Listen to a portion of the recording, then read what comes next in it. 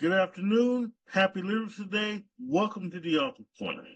It's going to be a fun-filled show, and as always, I'm A.T. Campbell, your author and your host. Um, in the coming weeks, actually here coming soon, we're going to have a new sponsor. Courtney Jones, the CEO and founder of Senior and Living Today, will be sponsoring the Author's Corner. So you'll see some changes. You'll see the logo. You'll see her logo will be here with our logo. We'll be doing a lot of spots. But beyond all that, the company that she has and represents is very important. As we get older, we need to start finding ways to make sure that we're here for our children, for our loved ones. I mean, not even after we die, even as we're still living, do our parents know does our children know our wishes? Does our loved ones know what to do if something happens? So I'll be doing commercials, I'll be advertising, I'll be asking these types of questions as we go on talking about the company as well as the book that she wrote, which is a journal, which has, well, actually it's more of a workbook that has a lot of these questions you can answer right in them. So we'll be talking about that more in the coming weeks. Also, too, my author Qatar Johnson has just is about to return her second book, which is also a workbook. It's actually the not a sequel, but it'll be a journal workbook about basically more like her morning musings, but this is more of a workbook. And I'll get into that a little bit more later too. Finally, I was asked, since we are within our 15th year of doing this show, I was asked, why do you do the show? You don't get accolades for it. Look, I don't need accolades. I don't need awards. Basically, I get a lot of viewers. I inspire a lot of readers. And why I got into this in the first place, ever since I published my first books, I've always wanted to share the wealth, so to speak. I wanted to get other authors out there. I wanted to make sure people were aware that we get a chance to spotlight other authors. We get a chance to learn from each other. I learned a lot from the authors that I interviewed. I learned a lot about my own behaviors as an author. I learned a lot about their behaviors as an author. I learned what inspires them as an author, and I hopefully that inspires you as an author. So this is why I do it. And for those who know me, I always tell people there's enough room at the top for everyone. So I don't believe in competition, crabs in the barrel, all that other stuff. We all can get to the top, especially as African American authors. So that's the one thing that we all need to explore. Now, a lot of us as authors have been out to understand this, but a lot of you newer authors do need to understand that, hey, there's enough room at the top, no matter what you do. I don't care if two of us write the same genre. There's still enough room because, hey, there's two people. You can find a reader that likes that genre and they'll buy both of our books. So, but I digress. Like I said, today is going to be a wonderful show. First, I'm going to talk to author Dr. Monica Cox. We're going to talk about her books. We're going to talk about her rise as a professor, as a mother. You know, whenever I talk to her, Karen White's song Superwoman comes into play because she might not even realize it, but she's a superwoman. She was a caretaker for her parents. She's a wife, she's a mother, she's a professor, she's an author. She wears so many hats. Almost like so many hats. And I know there's a cape in her closet somewhere. She's just not saying anything. So first we're going to talk to her. Speaking of capes, you guys know I'm a huge comic book fan, huge superhero fan. So the second author is Leon Langford. He wrote a wonderful graphic novel named StarLion, which I'm going to get and I'm going to be reviewing soon. And it takes a wonderful take on superheroes in the real world, especially superheroes of color, and it takes it into a real world setting. And like I say, you have a wonderful story too, so gear up for that. So without further ado, when we come back, we will start the ball rolling with Dr. Monica Cox. Do you have a family reunion coming up? Is there a company picnic in your future? Or does your sports team need to stand out? Then look no further than Sassy's Shirt Shop. Let her create their one-of-a-kind shirt, jersey, ball cap, or jacket for you or your group needs. Call Sassy at 314-229-7163 for a quote. You can also log on to our website at www.sassyshirtshop.com and place your order. She's even on Facebook. Professional service at reasonable prices. It's Sassy Shirt Shop. See you soon.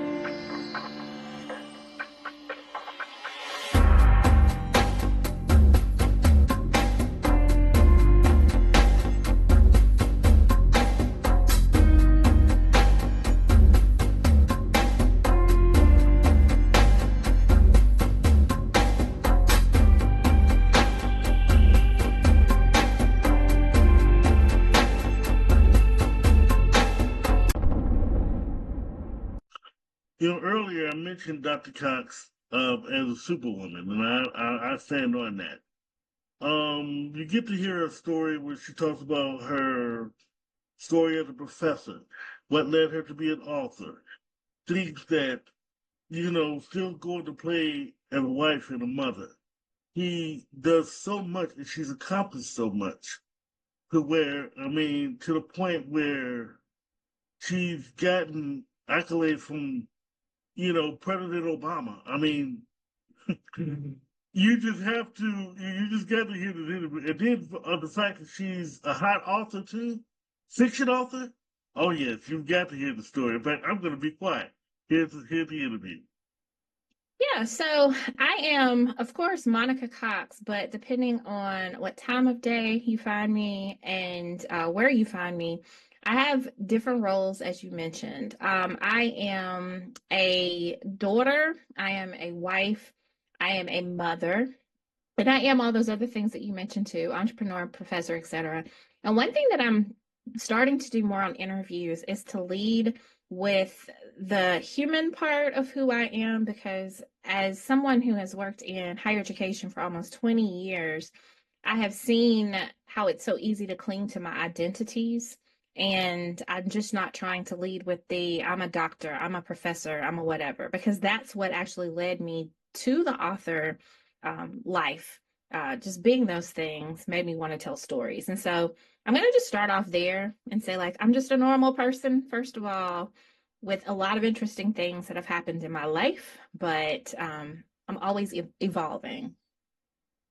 Yeah, that's not a problem. That's not a problem at all. So my first question for you is, because there's so many facets as to who you are.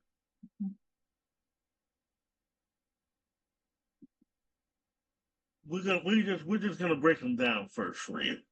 We're gonna talk about Dr. Monica Cox.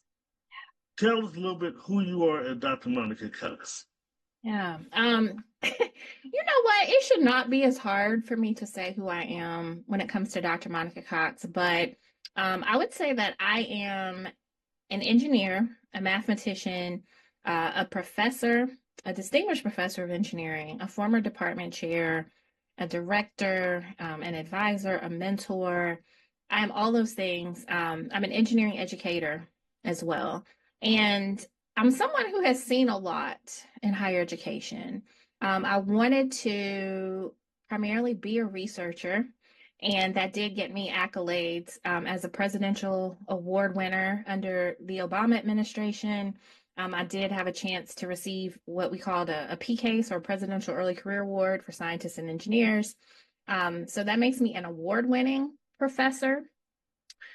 I will say I am someone who peaked early as Dr. Monica Cox, meaning within 10 years, I had gone from the first day or the first level of being a professor to being at the highest level of my career. So before I was 40 years old, I was a full professor. I was a department chair at a Big Ten institution where I was the inaugural department chair, meaning that I had to help with the creation of the infrastructure. And I've seen a lot. I will say I've seen a lot as a Black woman, as someone who has engaged.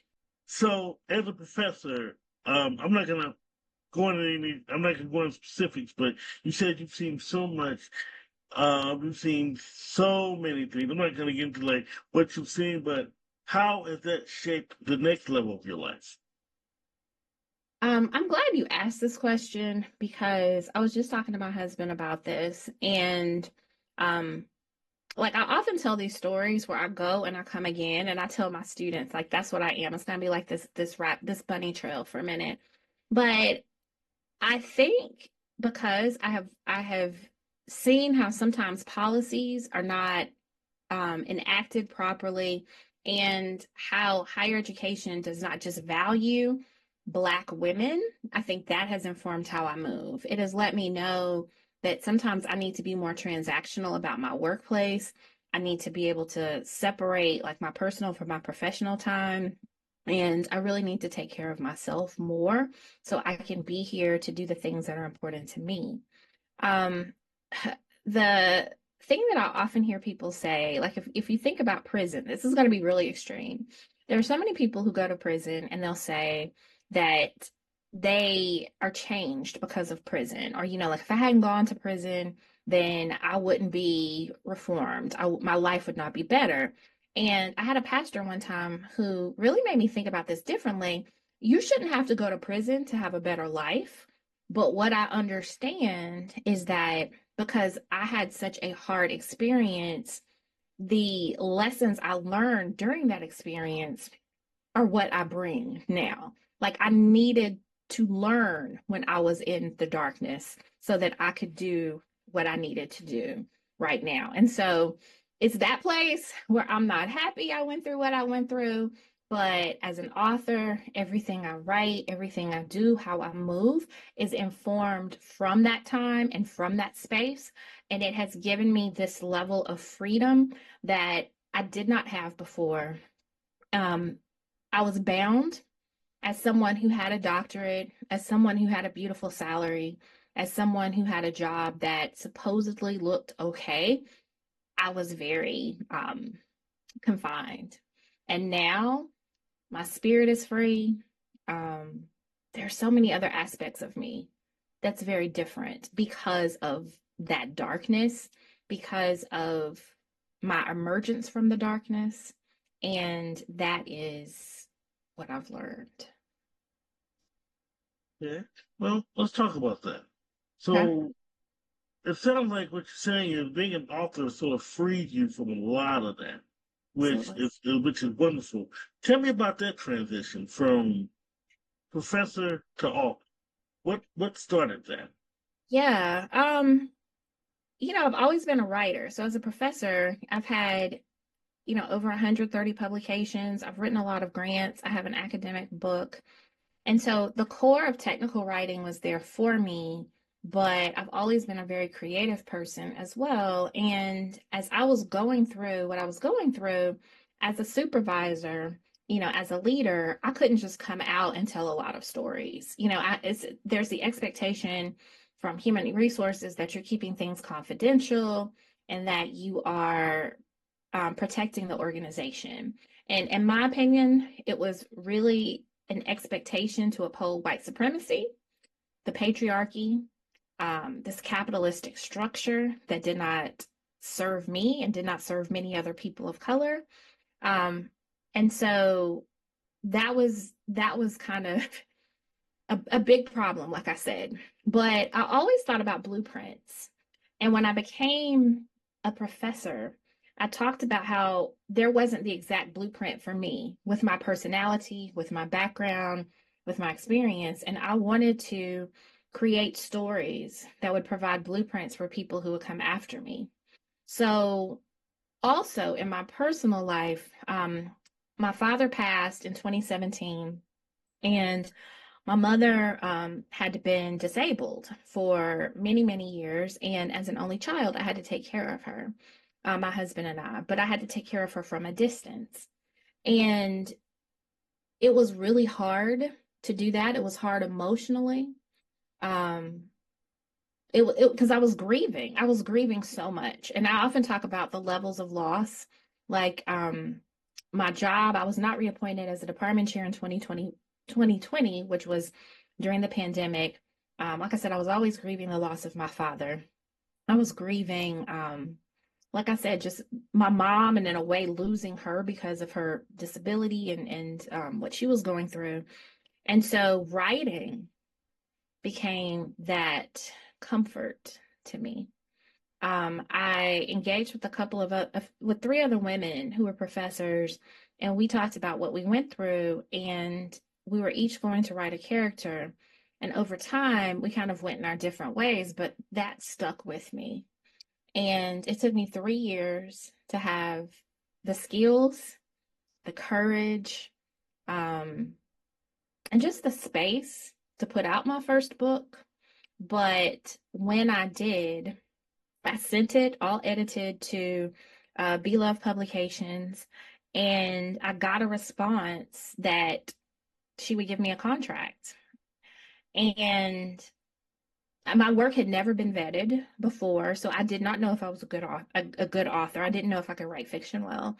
But when I became a part of this group, I gained the confidence to write and share my story and to tell more stories of workplace trauma in a way, but also healing and restoration, because I was going through that process too. So that's my fiction journey, but I also wrote a nonfiction book as well that was based on my experiences, and that one's called Never Defeated: Nine Unexpected Lessons from the Workplace Front Lines. And that's where I talk about what it was like to be the professor as well. So I often tell people, since October 2023, four of my books have been published, and we're only in July. So I went from being a first time author and submitting my book last August when I had COVID, to having four books published in a year. No, I'm gonna pick on you just for a second. Do Right, please. right before this interview, she was wondering, like, she was honored, like, wait a minute, you interviewed me? And I'm thinking, four books in that short of time? Of course you're gonna be interviewed. Thank you. I should be the only interview. To be honest with you, that is an accomplishment. Seriously. Thank you so much. Thank you. You know what? I feel so blessed. I just, I've had a lot of accolades in my life. I would say that so many things that have made me really excited. But I would say that there's just something about publishing these books that takes my confidence to another level. And it really is about the restoration, because I got to a place in my professional career where, because I was so outspoken, I felt thrown away.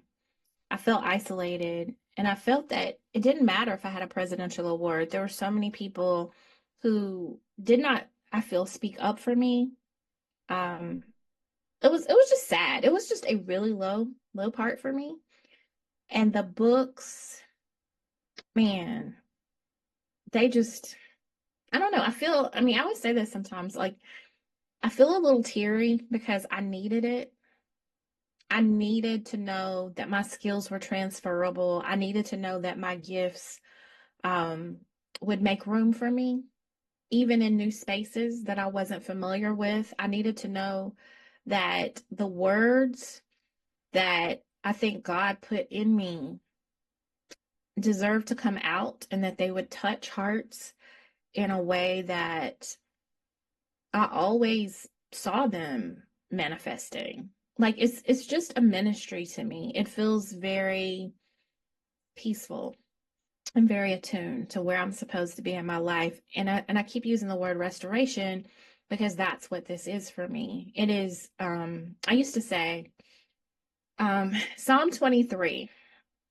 And I used to listen to that when I was young, and I used to read it and think it sounded so pretty. It was very theoretical. Yea, though I walk through the valley of the shadow of death, I will fear no evil, for thou art with me. And it's always comforting. It's the verse, it's the psalm we know. But I said because of the hurt that I experienced at work, I truly began to understand what the valley of the shadow of death meant. And that's what I had to come out of. And that's where my words come from. They come from a place of, if I had not been protected, if the prayers of my ancestors had not surrounded me and been in me, then I don't know if I could have made it with my mind intact. I don't know if I could have been here for my family, because it was hard. It was just dark, very dark time for me. Well, I'll say this. A lot of times we don't know how strong we are until we're in certain situations Yeah, or when people put us in those certain situations. right. And you basically prove that you're stronger than anyone believes that you are. Mm. That's why we're here now. Yeah. Thank you. Thank you so much. Ugh. I mean, it's all A lot. God. I mean, that is what that is. It's all God within you. So Absolutely. that's okay. Thank you. So we're gonna discuss these books here. Tim, I want you to give me a breakdown of each book briefly. We'll first go into the fourth one, and we're gonna expand on that here in a minute. Yeah. Man. So my fiction, I love it. And it is about, I will say I have certain themes. And one thus far is workplace situations. So I'm going to talk about what it's like to be a Black woman at work, particularly as a doctor, as a person in science, technology, engineering, or mathematics. I'm also going to focus on the love stories and the romance because I love that. That is the genre that I really enjoy. I'm really into women's fiction. So I just believe in the empowerment of the up and out. And I had an advisor years ago who told me about this, and it always stuck with me. I do not know street life. And in one of my books, Legacy, the first one, Legacy Unleashed, the character Miranda Childs, who has the same initials as me, is an engineering professor, and she's an only child as well. She's from Alabama. Like, there are a lot of things that are very similar that I drew upon. And there's this passage in the book where she talks about how she had been kept. And that's my story. I've gone through a lot as an adult. I've gone through a lot with caregiving, but I was loved so beautifully.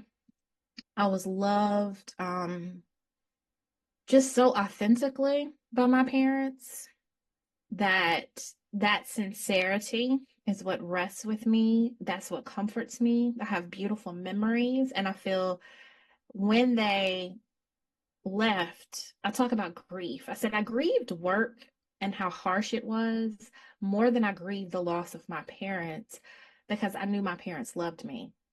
And I knew that I missed them physically, but I have no regrets about that. And so, what you see in that book is this woman who is that way, who has been loved, who sometimes sees life and the struggles, and she just can't believe that people sometimes are hateful, or they don't support her, or they will embezzle from her, or they will lie to her. So it's drama. It's drama.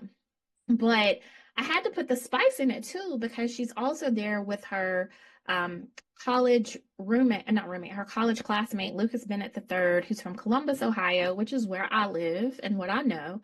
And it's about these two Black professionals who have an attraction to each other, but they can't really move forward with it because Lucas has a girlfriend. Miranda's focused a lot on her career, but they end up, spoiler alert, being business partners.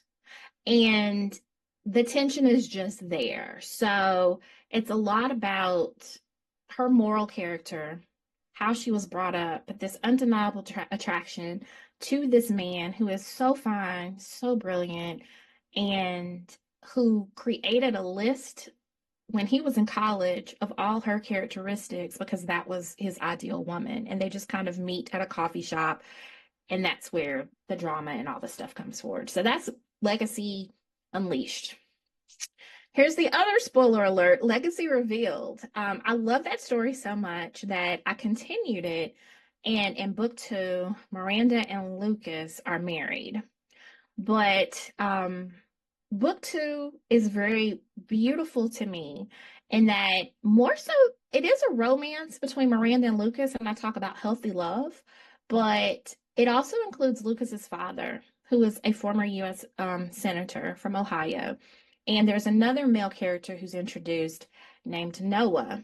And Noah finds out a surprise as well. And so it's kind of the story of three men who are living and are connected, and they're all professional, but they're grieving in a way. And so how do they engage with their relationships with others, their romantic relationships, and just being men in a world that expects them to be perfect? Go ahead and give me your next book. I do apologize for cutting you off, though.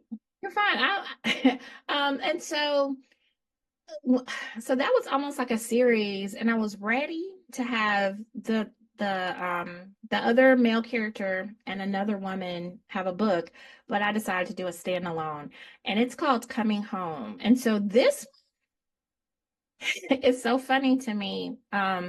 I told you my father passed, and one night, or really early one morning, he came to me in a dream, and I got the synopsis for this book just from this dream that my father came to me in.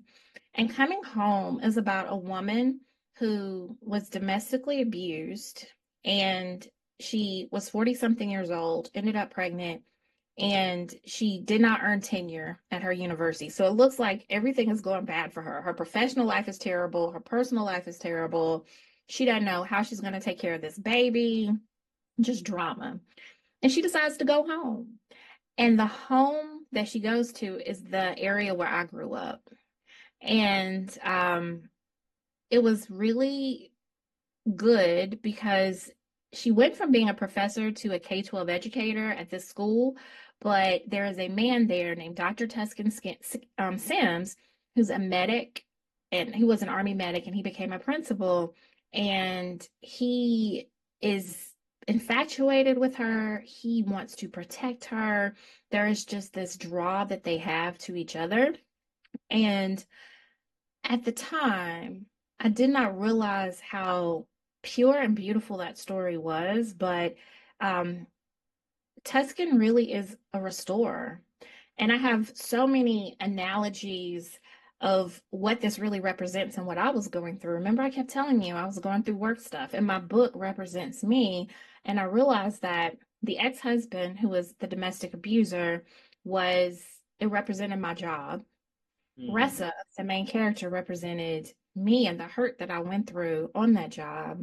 And Tuscan represents restoration, which I never got on my job, but I hope to show the representation of it in my book.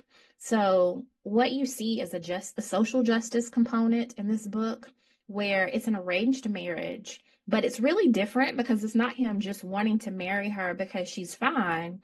He is someone who does not believe in harming Black women. So when the school has a policy that says that unwed mothers can't teach in their STEM program, he says that he is going to marry her. That is his social justice move, to say, I will not let them destroy this woman who deserves a right to teach our students, who deserve this beautiful teacher who loves them, who will bring the best to them. And the social justice piece also is that he does this because of the Supreme Court ruling on anti-affirmative action or against race-based admissions, because he wants them to have this PhD level chemistry professor who's going to prepare them to go to the best colleges they can go to, despite living in rural Southeast Alabama. So everybody wants to kind of make it physical, but it's really this Black male educator who says, you will not harm this woman on my watch, and we're going to make sure that our students get everything they need. And I'm just going to happen to enjoy her a little bit too. So it was really that. But that book is doing really well. I launched it on what would have been my parents' 60th anniversary. As I told you, both of them are gone, but they met at work. Both of my parents were school teachers. My father was an Army medic. My father was a principal. Um, my mother went to Alabama A&M University like Ressa. And there are those little things that remind me of my parents. So at my mom's funeral 2 years ago, um, her principal said that my father would come and like pick her up every day because my mother did not drive, and he would come to school, get her books, and carry them out every day. And I remembered also one of my family members saying that when my mom first met my father, because they worked in the segregated South, she would always, gush about him. And there's a part in the book where Tuscan gives Ressa gifts as well. So what I really discovered from coming home is how much I needed that restoration as well. Just from writing about a good relationship that really mirrored the relationship of my parents. And I feel that it was such a beautiful tribute to them at the same time. So um, there's just something about that, something about writing such sweet characters that have continued to resonate with people in women's fiction. And I'm just so pleased with the reception of it. Do you have a particular style that you do, or is this just mainly you taking a lot of your life and just putting it into a story?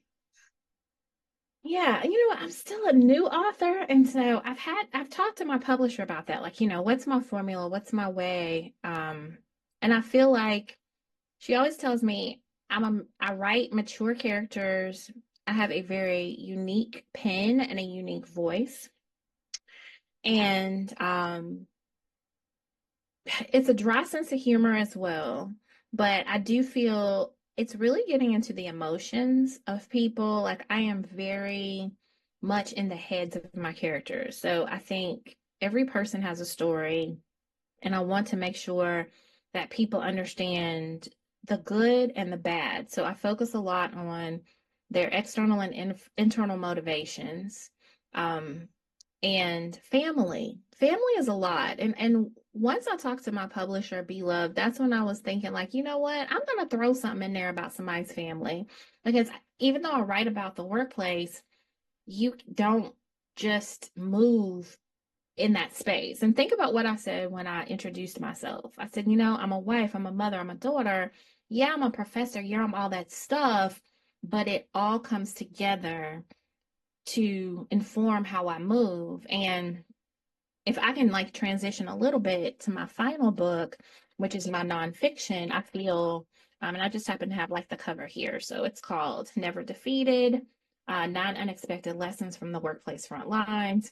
And it's available on Amazon as well. A very thin book, but a collection of 9 essays. And in chapter 3 of that book, I talk about delays not always being denials. And when I looked at my life, I tell people I always wanted to be a university president. From the degrees that I had, from the preparation, from the career trajectory, it was always setting me up to be a university administrator. And I had a child when I was 42 years old. I kept trying to have kids. I could not have kids. And then all of a sudden, I got pregnant naturally. So you'll also see things like that in my stories as well, where it's just like, oh, these 40-something-year-old women having kids, and is that real? Yes, it's real. Like we're out here living our lives, and we're like, I don't know if I'll ever have a child, but all of a sudden I do. And that's something that you would not expect. And so my career kind of started and it took off before I became a mother. And like I said, I became a caregiver in my 30s and in my 40s. And both of my parents were gone by the time I was 45 years old. So it's just different. My life is different. The things that I've seen, it's just different. The sadness that I've seen, the responsibility that I've had administratively, but also personally, has just changed who I am. And as I said with that chapter, there were moments where I thought, I just felt down. I'll just be honest. I felt down because I'm thinking, why do I have so much responsibility? And I forgot to mention, and my in-laws had to move to Ohio, which is where we are as well. So just think about that. All I've known is caregiving, not of children, but of my elders. And I did it while pregnant, while going through a really hostile work environment with people who tried to sabotage my job. It was all hard. And I don't know, I keep saying the same thing, but I had so many gifts and talents, and I just needed a space. I needed a community.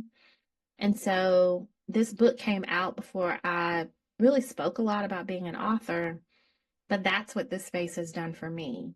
If I know who I am, and I tell people when I'm in my office, I have my picture with Michelle Obama over here, with John Lewis, with Barack Obama.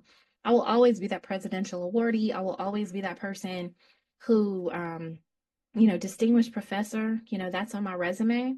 I appreciate that. But there's so much more. And that's what I learned. I learned that freedom is more than what's written on my CV.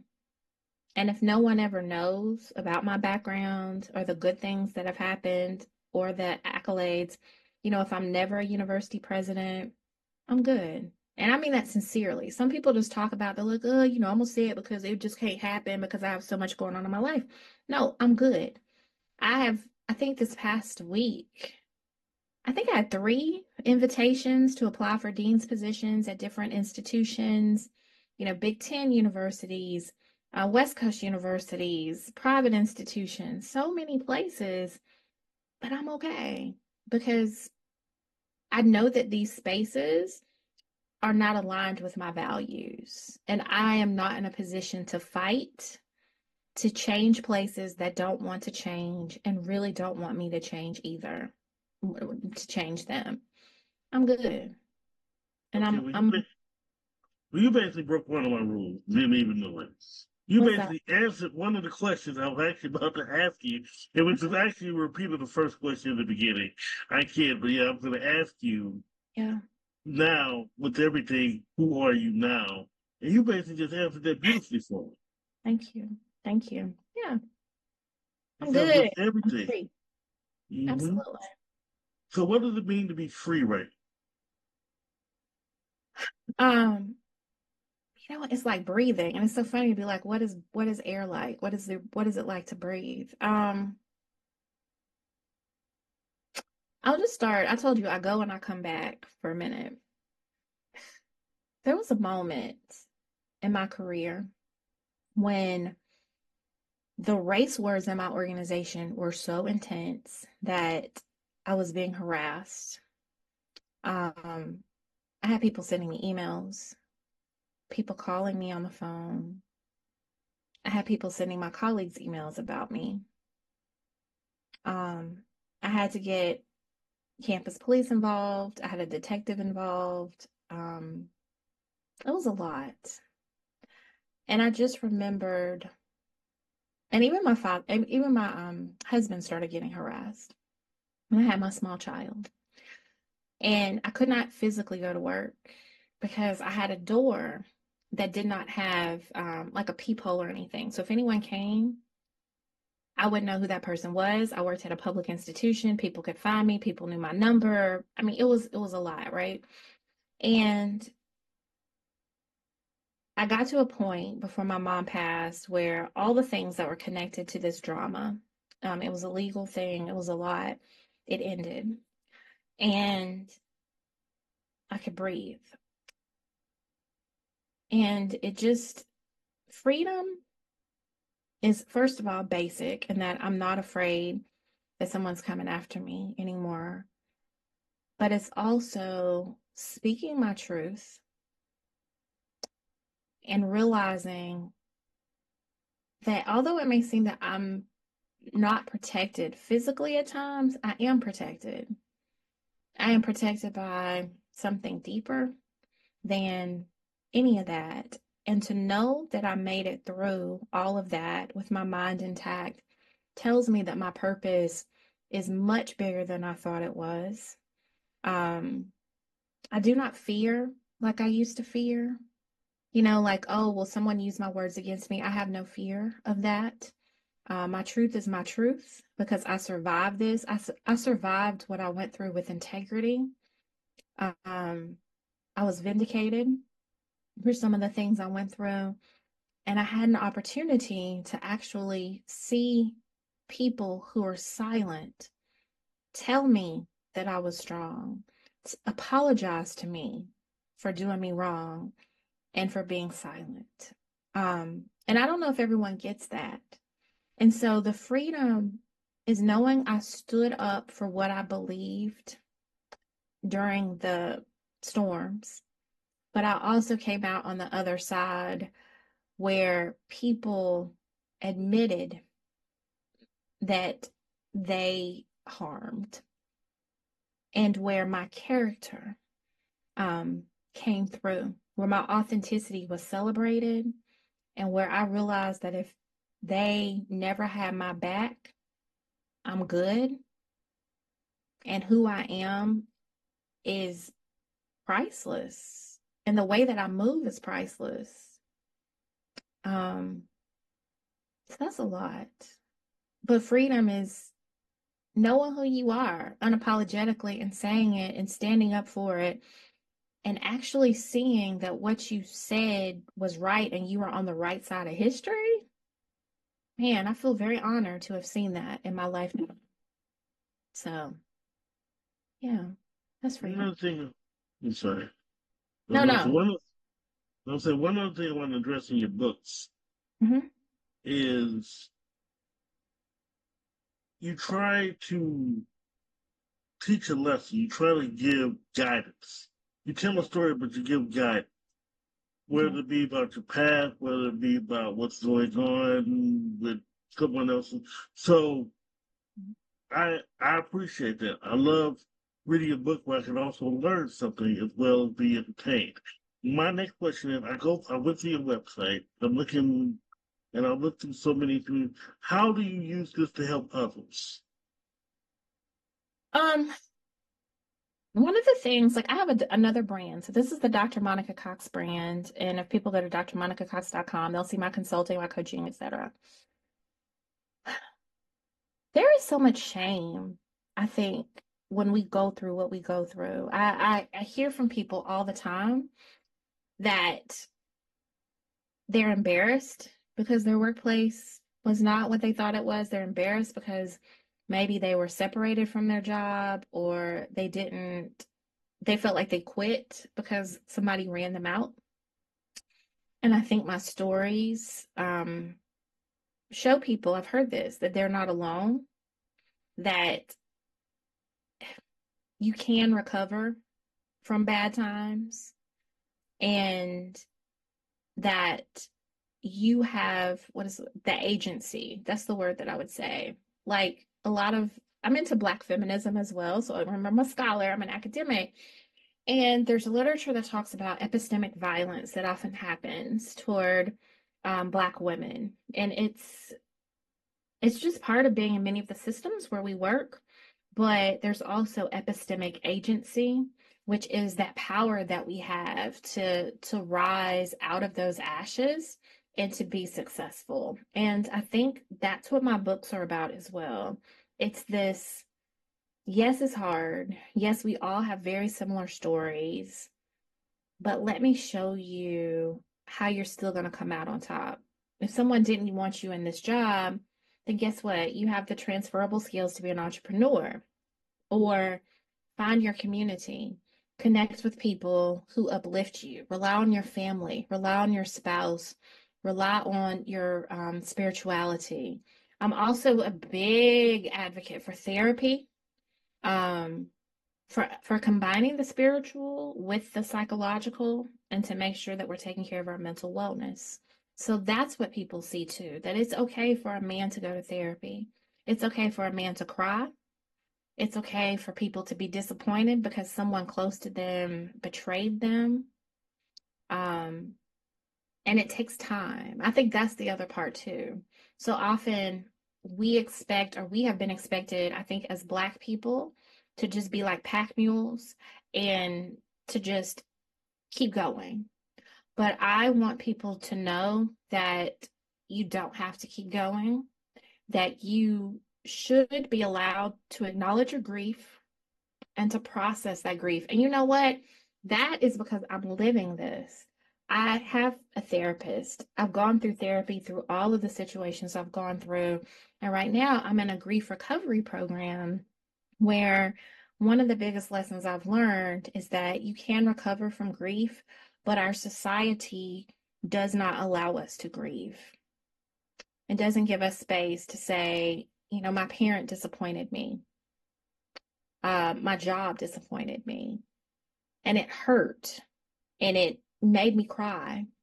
It made me doubt myself, or it made me not want to do this anymore. When have we been given permission to do that? And my characters do that. We gonna get down and dirty and be like, I'm hurt, but I'm gonna be restored by that epilogue, and it takes time. You're right. It is. Everybody grieves differently.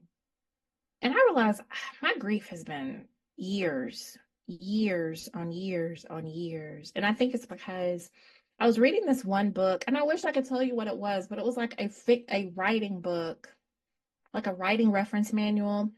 And it was trying to teach people like how to make their characters real.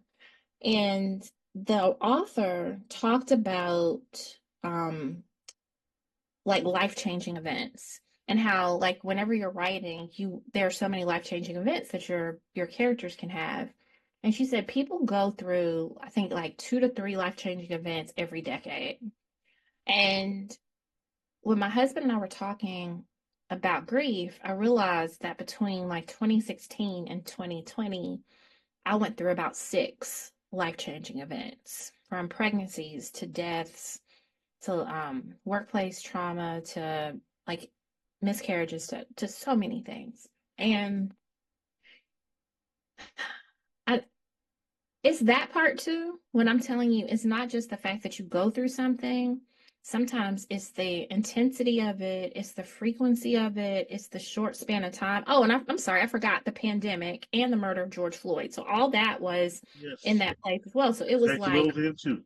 it was systemic, it was personal, it was professional, and it was just all layered. And to be honest, our society still has not gotten over that. Mm. Like, I could have a whole conversation about that, but you know what I mean? Like, when you have over 1 million people in a country die, think about 1 million people, 1 million deaths in such a short amount of time. We collectively grieved, but our society, the United States of America, doesn't believe in grieving. So you understand, this is why I talk to people about systemic oppression. We live in a space that is oppressive because it's trying to force us how to collectively grieve as well. And that is impacting our ability to heal, to move forward, and to do all these things. And so books like mine, books like yours, are so important because we have a way of now teaching people and modeling how to recover in ways that our society and our communities don't often allow us to recover. And so that's the importance of the education to say, wow, I didn't know you could have this degree, fall back, be crushed, but then have this strategy and say, I'm still bright. I'm still worthy. I still can reinvent myself. I still can go out and negate everything that people say about me, even though that was how they tried to define me. Yes, you could do all that. All that. And so that was a lot. That was a lot for me to say, but I Mhm. hope that it resonated because that's what it is about. It's about wholeness. And that's my business brand as well. I want people to leave whole. I want them to be strong. I want them to be bold. And I keep saying I believe that you can be liberated in this lifetime in every area of your life.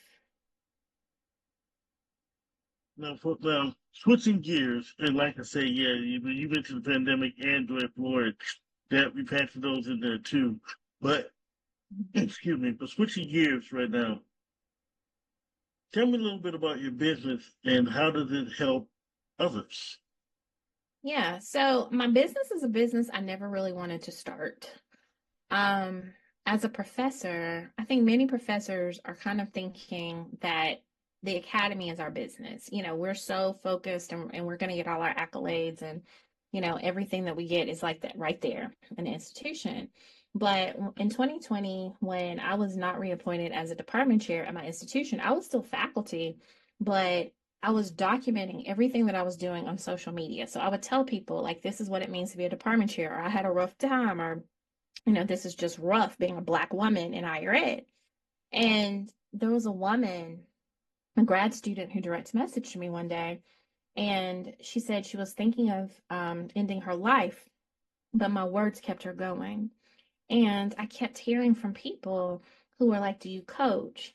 Do you do this? Do you do that? And so a lot of people drove my brand organically because they wanted something from me.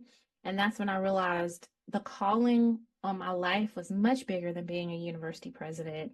And I keep talking about the power of words.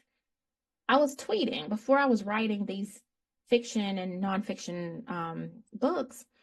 I was just sharing my story in threads. I was quote tweeting. I was doing all these things that were just words that were just like, here's something to think about. Here's some nuggets. Here's some affirmations. So really, even coming back to this book, I forgot to mention this. Never Defeated starts off, every chapter starts off with a tweet because it resonated with people. And I wrote the essays with stories based on what people told me. So I even had, it's so funny. My supervisor said this, and I said it in my intro for the book, my synopsis. He told me department chairs don't tweet. He said, you're too authentic. He told me I was critiqued at one of my reviews. Monica Cox, at this institution, this big ticket institution, department chairs don't do what you're doing. You shouldn't be this way. But I didn't stop. And I think that's one of the reasons that, I wasn't reappointed, because I was like, no, like, I'm going to be who I am. I told y'all who I was before I came. And so I have a trademark called Stop Playing Diversity. And, I told people before I came, check out my blog, check out my social media, because I'm not going to stop. I'm going to be this authentic person. And I realized that that wasn't really aligned with that space. So my services are, I coach people who are trying to get clarity about their jobs, people who, want to transition. I have VIP days with individuals who felt like I felt stuck, and it's like something does not align with my spirit, my values, and this space, or I'm being expected to slaughter people, and that is just not who I am, but I still need a job. I help people to figure out, how do you remain authentic? How do you continue to do the work you were called to do without having to sell your soul to do it? So I am that coach. And someone once told me, um, because of my prophetic insights, that she left her job, and she said she went from the awful, um, what did she say? She said she was no longer afraid of moving from the awful to the unknown. It was something like that. And I just know that's what I bring, and I'm more confident with that to say, like, God has given me a word. Even in novels, He has given me a word. I was not trained in this. I'm an engineer. I'm a social scientist. And, I watch YouTube videos. I studied, I wrote, I practiced. I listen to the voices that come to me early in the morning without fail. And I write them on my phone. I write the words, the messages. And someone asked me that like every day, it's a deposit into my spirit. And that's what people get from me. Those are my characters. And I can't explain it. It is a blessing to be that way. And it's a blessing to have a business that is now coming along with that to help people to manifest the things that I write in my books. That's really what it is. My services are the manifestation of what I say, but people get access to me to move toward that manifestation. That's Okay, what's up. That's me. no problem. So, how can we get in contact with you in order to, or get to know you in order to get your services, buy your books, things like that?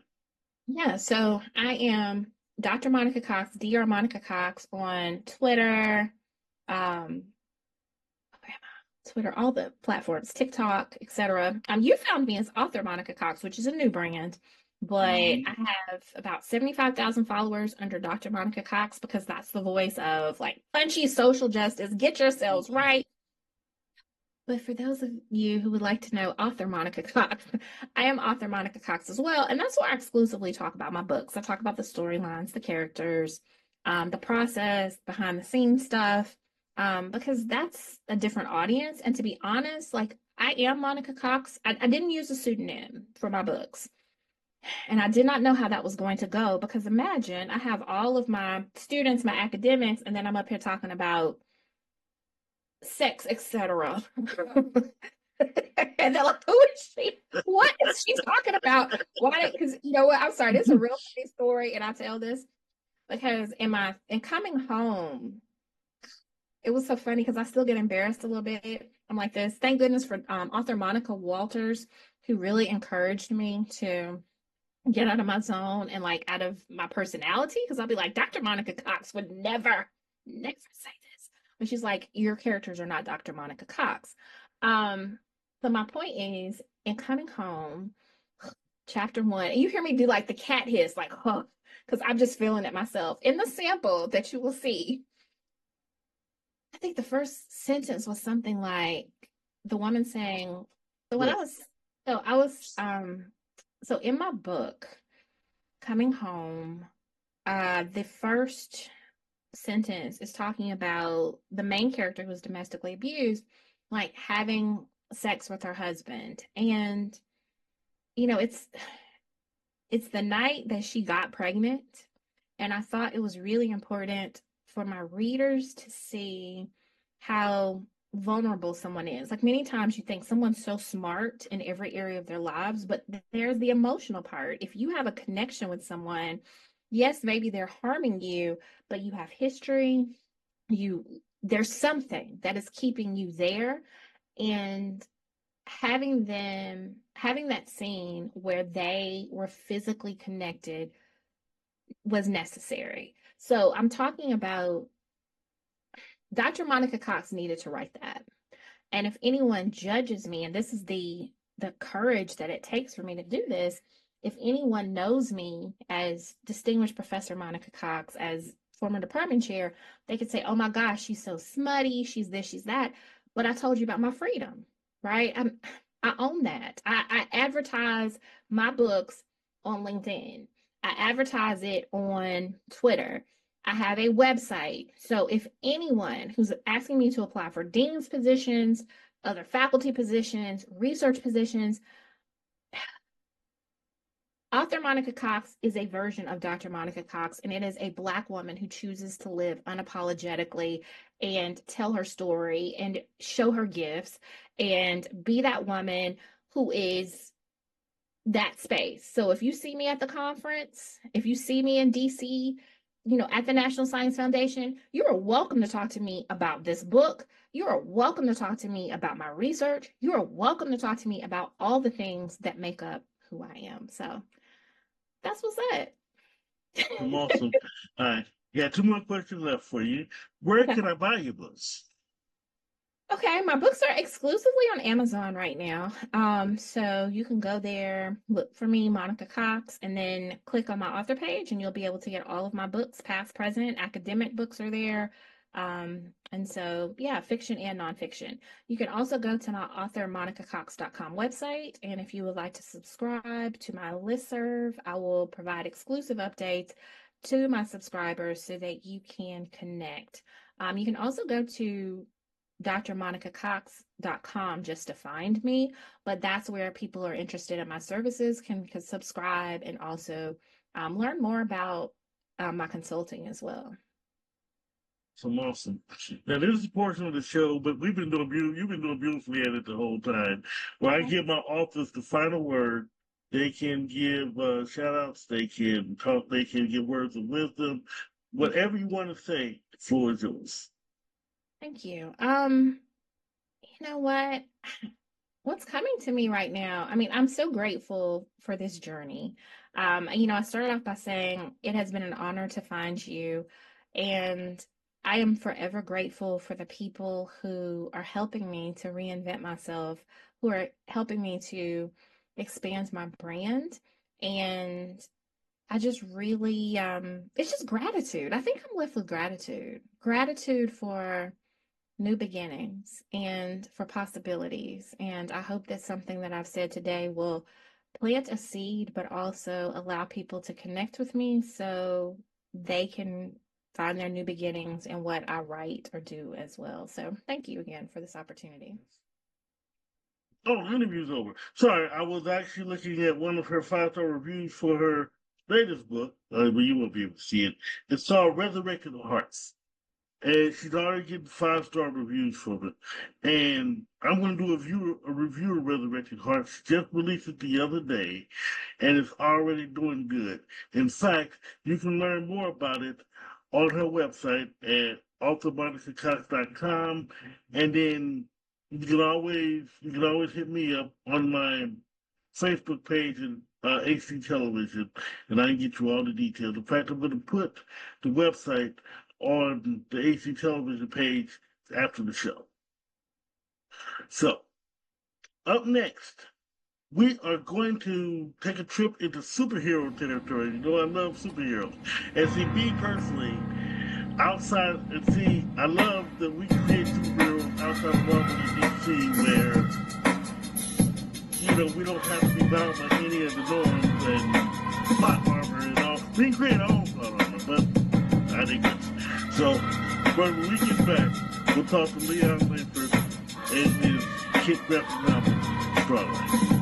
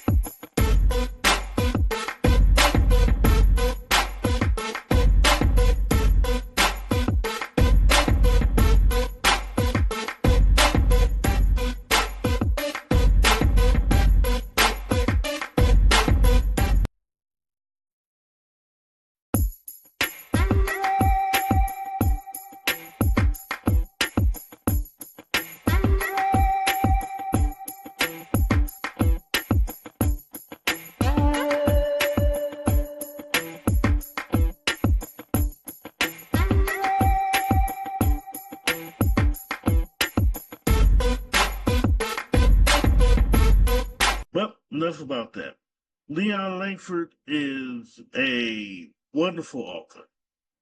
He's a TV writer. He's done a lot of TV pilots, TV shows. He has a lot of talent. And then when the pandemic hit, he went ahead and started writing on a wonderful graphic novel. See, I love talking nerd speak with fellow nerd. So yeah, so that's me. So when you get to hear me, I guess I was geeking out. Listen to the interview and I was geeking out, but I tell you what, here's the interview. What got you interested in writing Yeah. in the first place? Oh, wow. It's sort of weird. It's ever since I was like a kid, that's like the only thing I've always wanted to do. Like, you sort of grow up after a while and eventually like, I want to be an astronaut. And then you feel realize, I don't want to be an astronaut or, I want to be a fireman. And then people don't be a fireman. Like ever since I was a kid, I've always just enjoyed reading. I've always enjoyed uh, films and movies and books. And for me, that was just sort of, it was always the path. There was never any other substitution or anything else I thought about doing. And so I just kept following it as I got older. I think the thing that really sort of solidified it is that I would often do like book reports or, English grade school assignments like on the way to the movies with my dad. And that's like a core memory of me or a core memory of mine where we would be driving from school to get to the movies to watch whatever came out that Friday, whether it's like Jurassic Park or Con Air or Face Off, just films no kid should be watching at that young age. But I was in the car. I was trying to finish my book report before we got there, so I'd already read the book, and I was doing my writing and whatnot, and trying to craft like an essay in the car. And then I would go watch the movie, and then I remember distinctly being in the back of the car trying to finish it using the headlights from the cars behind us. And so I was always sort of surrounded by stories and writing in a sense. And my main job is I'm a screenwriter. That I write TVs. I write TV shows and movies for a living. So I sort of always just followed the path that felt just natural to me. And so when it came to writing my book, StarLion, I wanted to write the novel that I think I would have really enjoyed as a kid. Awesome, awesome, awesome. Yeah, I see Yeah. you. Look at you over there. So, Thank you. so how did this turn into a career? Yeah, so it's strange. Everyone has like their own path to making their way as a professional screenwriter, professional writer. Uh, my path, I always believe first and foremost you should go to school for what you do. So there, I found there are a number of schools, mainly in Los Angeles or in California, that offer degrees in screenwriting. And so I originally wanted to be a novelist. So I grew up in Virginia. I went to George Mason University, and that's where I majored in English. And then I went to Texas State University, where I majored in English literature. So I was in Texas for 2 years. And I was like, oh, I'm going to be a novelist. And I took one screenwriting course while I was in Texas. And I was like, wait, this is so much easier. I can make so much more money. And it skips out the middleman because I wanted to write books that got turned into movies. And so if I can just write the screenplay, I was like, oh, and I can make a lot more money off of this.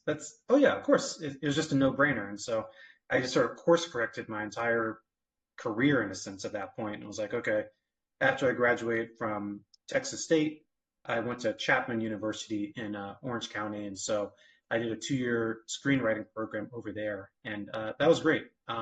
It's just, it's one of those things where you're doing the work and it just feels right. It feels like this is what you're supposed to be doing. I was writing a number of scripts a day, or not a day, but a number of scripts a week while I was over there. And they sort of just threw you feet first into the water over there to work with up and coming directors, up and coming producers.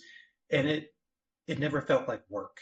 And for me, I think the most important thing is if if you're waking up in the morning and it doesn't feel like work, then I think you're doing the right thing and what you're supposed to be doing. So while I was at Chapman, I began to intern with quite a few folks. I interned with Lena Wife, who wrote Master of None, Shy. She was just she was fantastic to work with. Whip smart, just a kind-hearted, incredibly smart, incredibly gifted person to work with, and just sort of get my wings in a sense. So she was fantastic to intern under. And I just learned so much about writing and about the industry from her.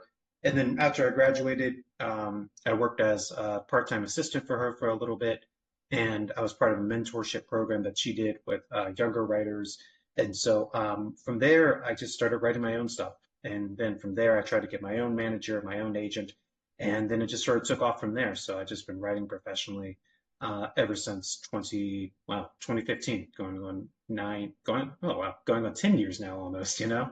So it's been a journey. Everyone has their own path, but the core of that path I found from everybody is just you keep writing and you keep putting stuff out there and you keep making the next thing and the next thing and the next How about keeping your feet wet? That is thing. really Yeah, good help. That's an it is. excellent path. And actually, we'll get into that mentor and everything here in a little bit because that is Yeah, just awesome. yeah, So, so I want to switch gears for a second. yeah, Yeah. So, my next question for you is, so how do we get from doing screenplays, TV shows, and everything to yeah. I want to do a superhero. I want to do a superhero. Yeah. You know, it was during the pandemic. That's when I wrote this book. I sort of told myself, like, look, if I'm going to be inside for a whole year, I want to leave here with something I can be proud of. And so, of course, I did my regular work. I wrote a pilot for a TV show. I wrote a feature script that I was really proud of. And then I was like, wow, I still have a lot of time left, and we're still inside, and there's no vaccine in sight. So, like, what else can I write? What else can I do? And I, I sort of think during the pandemic, we all sort of we sort of went to our comfort zones, the things we really liked and enjoyed doing. And for me, it was like, well, I've always wanted to write a book, and I just never had the time to do it. So let me just take the time to do it. I was going to be inside. I had enough money saved up that I can just sort of do what I have to do, and it was cool. So I hadn't spoiler alert. I wrote a book years ago when I was in college, like a while ago, and I had experience writing prose, but you know, it was okay. It's no longer on sale for a reason. I'll just say that. But it had been a while since I had written prose. So what I first did is I wrote it as a screenplay first, but I knew no one else was going to see the screenplay. It was just going to be between me and God would only see this script because I knew I was going to take the script and turn it into a book. So first I wrote the screenplay. It was probably like 100, probably like close to 200 pages maybe. Most scripts are about 100 to 110 pages, but this one I knew just off the bat was going to be a bit bigger. But it just gave me that blueprint, that skeleton of the actual story itself. And then what I did was I would take sort of 10 pages of it or 15 pages of it and turn that into prose. So instead of exterior Houston streets night, it's on a dark and stormy night in Houston as the storm rages in the background, like taking just those thin lines and just expanding them and fleshing them out. So um, that process probably took about like 4 months or so, like from writing, like the ideas that took a lot longer. That probably took like 2 months just to get the idea and settle on the characters and finding your theme and what it's supposed to be about, those really meaty, substantive things. And then from there, writing the actual scripts and then taking the script and turning it into a manuscript. That took some time, but it was mainly during the pandemic. I realized that I want to take the time to write something that I feel would be really special, not just for myself, but for other Black boys and girls that just don't see themselves that often as the main characters. I love that. So, like I said before the interview, Yeah. I would love to see a lot more of that. And it's like pandemic Yeah. actually gave a great opportunity for that. So Yeah, exactly, exactly. So it's just taking advantage of the free time that you have. Like I could sit on the couch and watch as much Netflix as I want, but like, I wouldn't go anywhere. Nothing would happen. And but I was like, yeah, that's a lesson in itself too. It's like, yep, Netflix is there. yeah, and it's gonna be You should there. be doing something else. Yeah, exactly, exactly. So I was like, you know what? Let's use this time as wisely as possible and productive as possible. So once the world opens back up, you want to be able to hit the ground running. So my career worked out pretty well afterwards. I switched agents and managers, so I'm at a top tier agency now and a top tier management company now, and I have a few films that are in production, and so that's good. So I hit the ground running as soon as the pandemic was over in a sense. So it felt good. That's awesome, awesome. Now, with all that came a beautiful book called StarLion. Yeah. Thank you. And like I say, I've been following you for a long time. That's well, sort of stalking you. That's what social Because media is for. oh, exactly. How did we get? In other words, StarLion is born.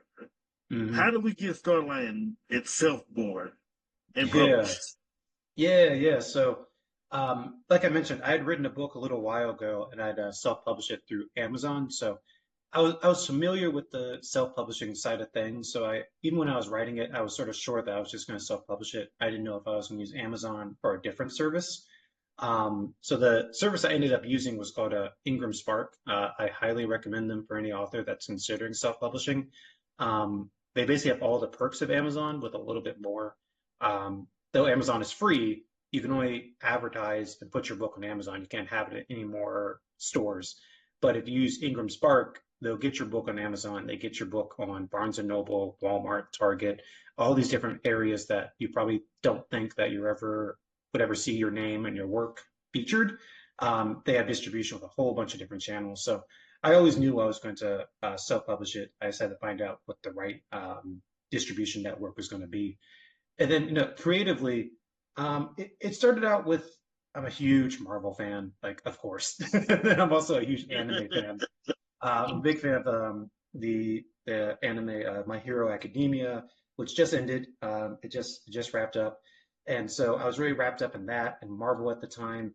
And so I sort of wanted to put my own spin on that. Like, what would Leon's version of that look like if you could take a superhero universe and meld it into something new and something unique? And for me, I always like tying things into things that people already know in terms of like history or mythology. And I was a big fan of Percy Jackson and Harry Potter growing up as well.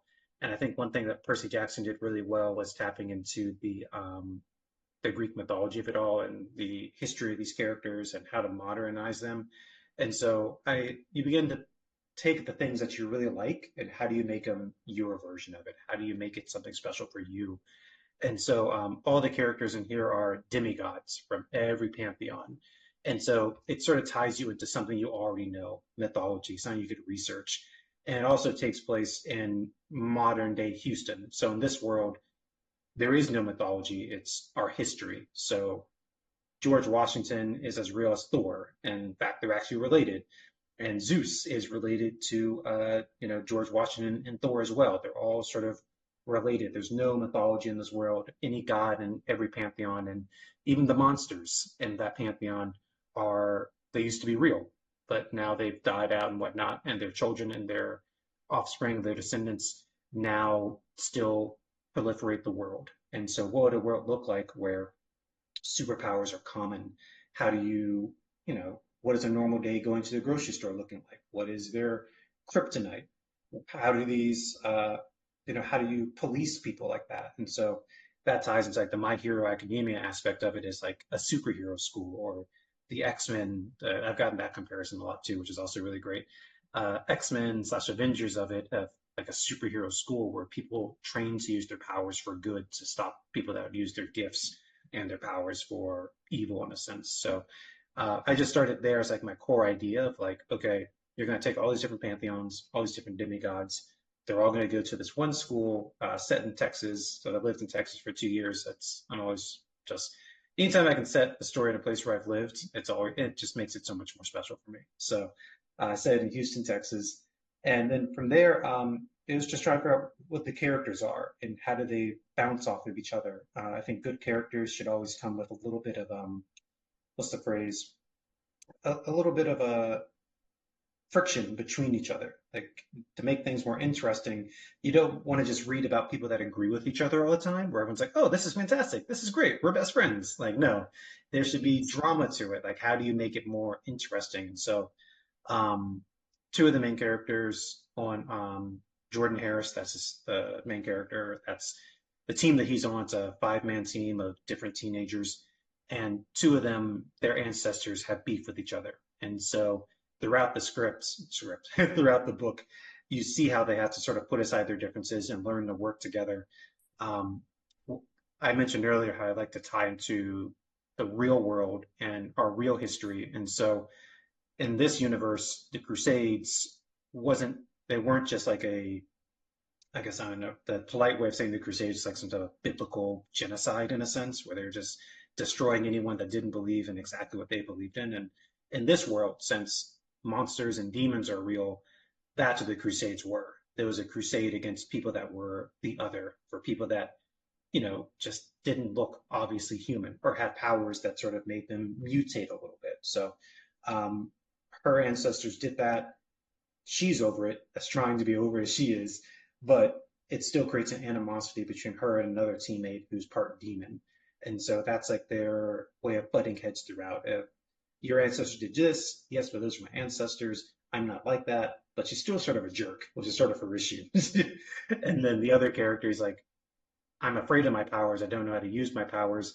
And that's why people are afraid of him, because he's sort of like a loose cannon. And if he can actually learn to control his powers, he'd be a lot more well respected in the team. And that's just dealing with supporting characters. And then it comes to your main character, you want to make sure that they're as fleshed out as possible and that they're enjoyable. And so a lot of the main character for Jordan Harris is he's a good kid that doesn't really care about the rules. If the rules involve somehow breaking the law, if he feels he's doing the right thing for it, he's going to go for it. The story starts out that he is a teenage vigilante. He's using his powers for good, even if he doesn't have a license to be a professional hero.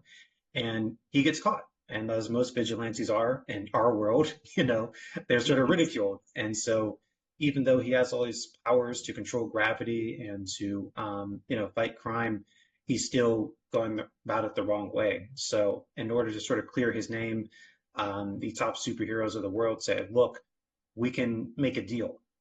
We'll expunge your record. We'll clean your record. You won't have to go to juvenile hall if and only if you go undercover to the school for superheroes. No one in our team is under the age of 18. We can't just throw them into the superhero school. We need someone who can look the part and be the part and go undercover to the school for superheroes to find out what these two thieves are after. So he ends up going undercover to the school for superheroes, sort of living a parallel life, and one where he has to pretend to be a normal student. And the other side of that is he's investigating to find out who the actual supervillains are in disguise. So the origins for StarLion are sort of a plentiful, but there's always little North Stars that all sort of connect as one thing in the middle. Now, you want to talk about the original story? I want to I want to get into that for a second. First, I want to talk about your characters. I'm a character, as an author, I'm a characters person. I think characters overall, even though everything's important, I think characters are most of all important. Without characters, nothing else can work right. I love the fact that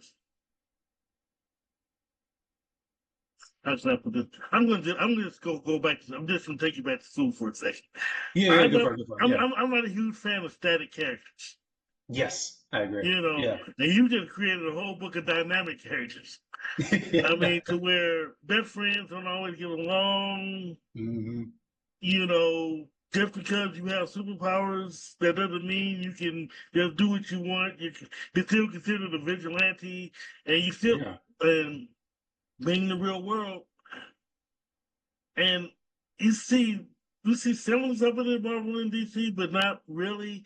Where the guy has the powers, but doesn't always know how to use them, and he'll still continue to not know how to use them until he eventually learns how to use them. He grows into it. Right. So, like I said, you've created a unique story. And so, when did it? When did you publish this? I published it in May of 2021. So it's been out for about going on like 3 years now. And so the second book, I'm trying to drop it this year. I'm basically waiting for the rest of the artwork to come through. And I guess to your point earlier about static characters, that was something that I sort of struggled with the second book of like, okay, I did all this in the first book and they changed, they arced, and you could read it as one book and one thing, but like, how do you take the second book and find new faults within your characters, new ways to make them change? And I think as a screenwriter and, someone that does it professionally, I think the most important thing is your characters have to arc I think that's the word that I always go back to is they have to change. There has to be a clear arc where the person that they are at the beginning is not who they are at the start. And what is that thing in the middle that changes their world for them and changes them for the better? And I think that's how you defeat static characters in a sense. That's how you sort of break that mold. And I found the easiest way to break it down is just like that, three little points. Where are they at the start? What happens in the middle that makes them change? And who are they at the end? And how do those things play off of each other? And is it an event that happens that changes them, or is it a character that forces them to change? That's different ways to do that. And I think when I was writing the first one, it took a while to sort of get in a sense. And I think for me, the thing that I sort of harped on a lot was especially Jordan, because he knows he's a good character, but it's also for him it's about learning to stand as an independent hero, to be his own person, to learn what it's like to be a hero. In the beginning, as a vigilante, he's rough around the edges. He doesn't really know what it means to use his powers that well. He's just sort of trying new things. And then when he goes to the superhero school, he's around people that know how to use their powers, that have trained how to do it, and begins to learn what it's like to be a hero, to be part of a team. And he's also hiding a lot of secrets. He goes to a regular school for regular kids in the beginning because he has no powers. He keeps them hidden. And then when he's shipped off to the superhero school, it's suddenly, oh, I can share all these secrets that I've been holding back. I can be part of a team. I don't have to do it myself as a vigilante. In a sense, he learns as throughout the first book is that it's better to do things as a team to support each other. In his mind, at the very beginning, he thinks he can handle it all by himself. He thinks he can be this lone vigilante that doesn't need anybody's help. And in the finale, the final battle, I won't spoil too much, but it's like 1 versus 7. There's like one big villain, but it's Jordan and all the teammates and part of the crew that's come back to fight this one main guy. And you see how they put their powers together. They do like combo attacks. There's things where they put their best moves and they sort of melt them together. It's the teamwork of it all that brings it all back around. And so his final arc by the end of it is about learning what it's like to do stuff as a team. And for him, that's what it means to be a hero, is to do stuff, not just supporting yourself, but to support other people. There was a book a while ago called The Hero's Journey. Oh yes, that is my bread and butter. Oh yes, I love that book. Yeah. And I don't know, I'm not sure if you realize you've done this or not, but you create the catalyst for the character to change, because as a vigilante, he's one person. Mm-hmm. As he's coming up with, a way to get into the school with these group of superheroes, he's one person. Undercover at the school, he's another person. So at some point, within all of this, there's a catalyst to where he's going to evolve or change in some type of way. Right. Yeah. Or both of those identities will come crashing down in a sense, and it forces him to evolve.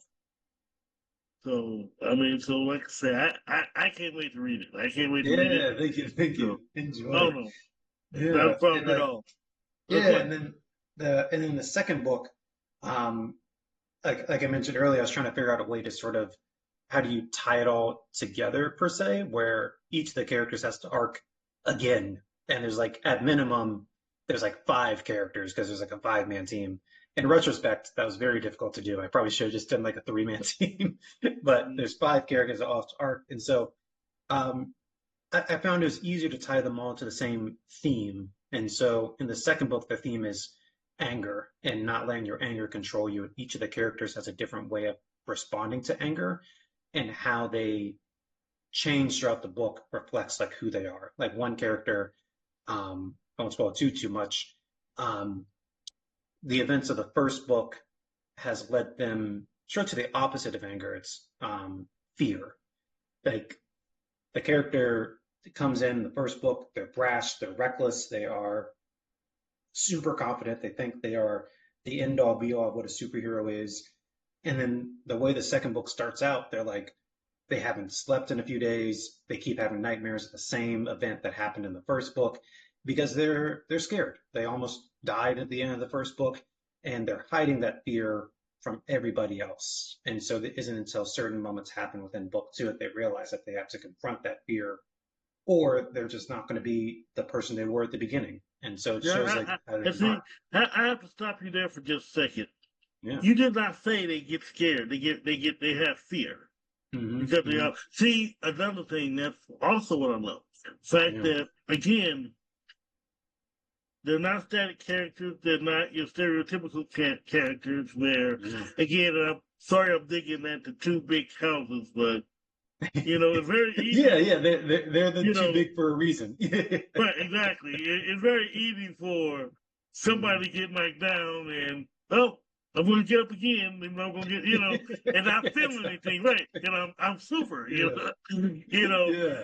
They don't realize there's a such thing like PTSD, and Hmm. Yeah, essentially what he's it is. almost killed me. So Yeah. And I guess to that point, like if the first book is about fear, the second book is about fear and anger. The first book is sort of about PTSD and it's about trauma and the things that we try to heal from.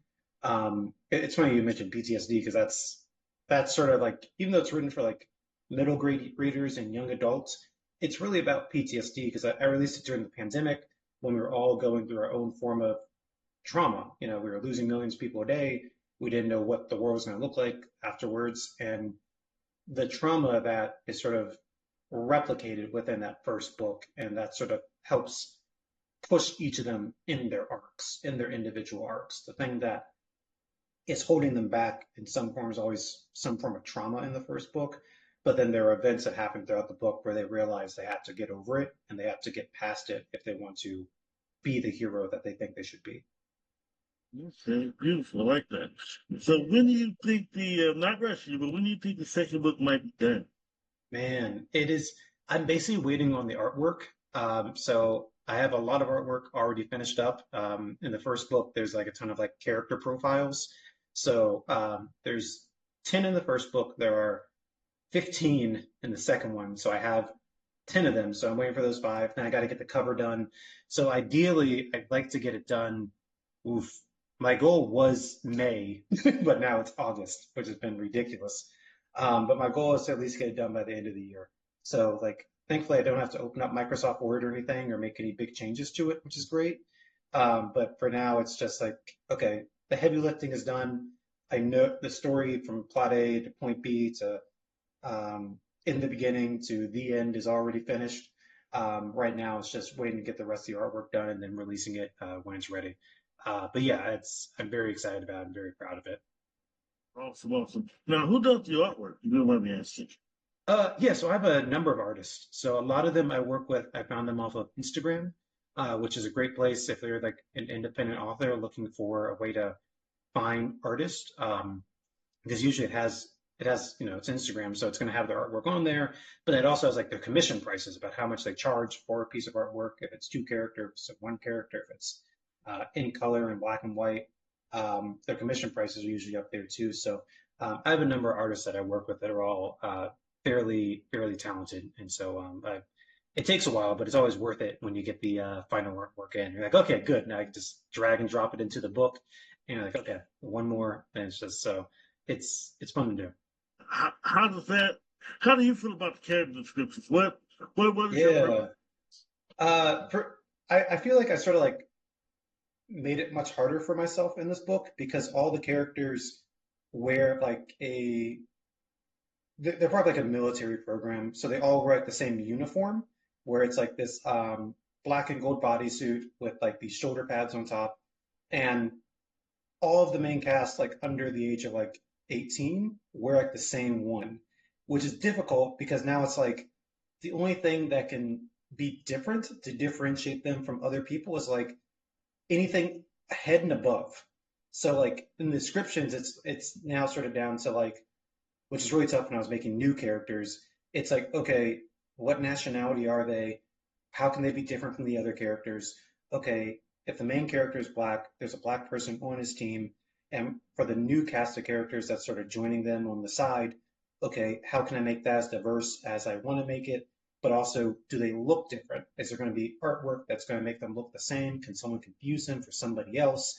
How do you just make them different just off of their basically their neck and above and their face? And so thankfully, one thing I did was, like I said, I'm a big fan of anime, and so um, if a certain character, whatever their power is, it's sort of color coded. So Jordan, um, his whenever he activates his power, it comes off as a gold light, and so the anime side of that isn't just like their aurora, their power surrounding them a certain color. It also shows up in their hair.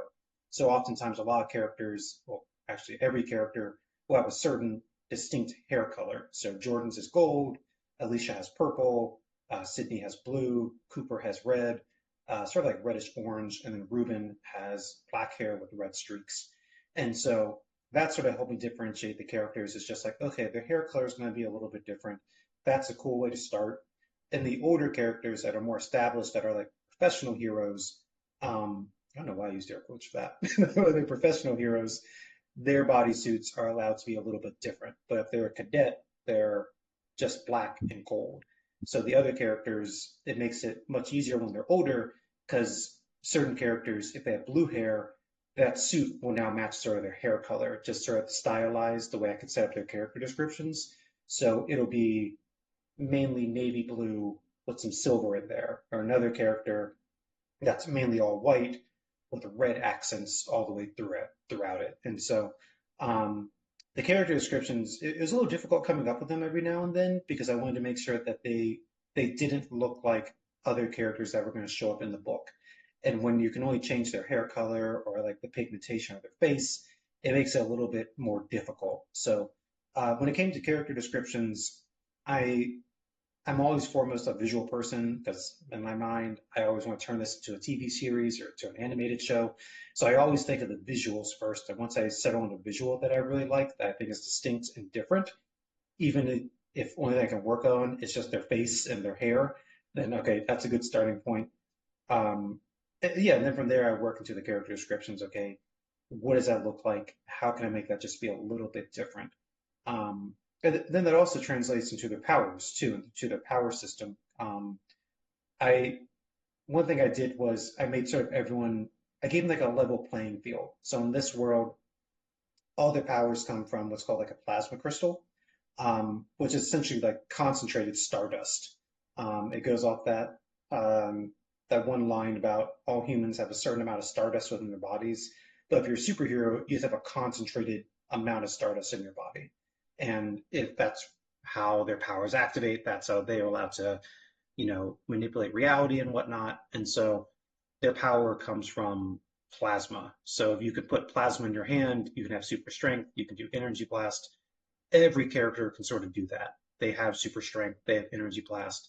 If they're getting punched by somebody, they can fill their body with plasma to make their body more dense. And so automatically, just off rip, I couldn't just give a character super strength because they all sort of have super strength in a way. I couldn't just make a character incredibly tough or dense. They all have different levels of density and toughness. And I couldn't just make a character just energy blast because in a sense they can all do that. So I think it forces me to be a little bit smarter with their powers. I can't just do super strength or the usual, big five, flight, super strength, telekinesis or whatnot. Because okay, my character's doing telekinesis, but I can't just give like the generic superhero cocktail because everyone sort of has it just at base level. And so when I think of the character descriptions, I sometimes also think about how their powers are going to activate too, and how are their powers going to be different, how they work in that world. And then it just sort of it helps me just be a little bit more creative. It forces me to be a little bit more creative. But yeah, so when it comes to character description, for me, it definitely starts off with the visual sake of it. What color is their hair? What nationality are they? How do I make sure that's different from other characters I already have in there? And then afterwards, it also bleeds into their power system as well. Now, one little serious question. Yeah. The social issues a lot of time invade these storylines? In a sense, because I wanted to make it a book where you could have it for middle grade readers as well as YA readers. And so I try to avoid them every now and then as much as I can.